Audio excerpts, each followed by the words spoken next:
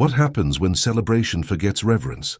2 Samuel chapter 6 begins with David, longing to bring the ark of God into Jerusalem. David gathered 30,000 chosen men of Israel and went to bring up the ark from the house of Abinadab. They placed it on a new cart, and Uzzah and Ahio guided it. David and all Israel celebrated before the Lord with music, songs, and instruments. But as they reached the threshing floor of Nacon, the oxen stumbled. Uzzah reached out his hand to steady the ark, and the Lord struck him down. He died beside the ark. David was angry and afraid. He called the place Perez Uzzah and asked, "How can the ark of the Lord come to me?" Instead of bringing it to Jerusalem, he took it to the house of Obed-Edom the Gittite. The ark remained there 3 months, and the Lord blessed Obed-Edom and all his household. When David heard this, he realized God's presence brought blessing when approached the right way.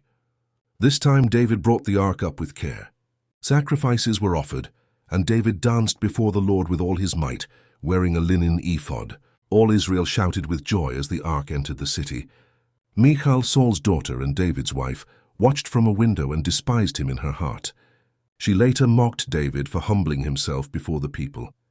But David replied that he was celebrating before the Lord, who had chosen him, and he was willing to be even more undignified in worship. The chapter ends with a note that Michal had no children to the day of her death, a quiet contrast between pride and joyful devotion.